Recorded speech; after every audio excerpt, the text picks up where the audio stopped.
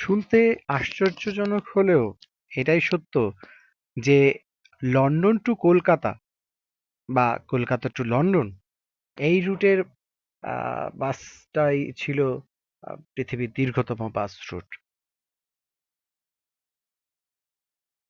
চিন্তা করতে পারেন, কলকাতা থেকে আপনি বাসে উঠছেন, পৌঁছে যাচ্ছেন লন্ডন।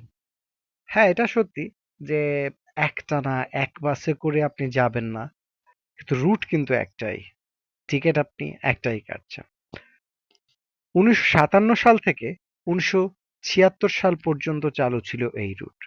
অ্যালবার্ট ট্রাভেলস নামে এক কোম্পানি এটা পরিচালনা করত। এই রুটের দূরত্ব ছিল প্রায় ৩২,৬৬৯ কিলোমিটার। কলকাতা থেকে লন্ডন পৌঁছাতে সময় লাগত প্রায় ৫০ দিন, অর্থাৎ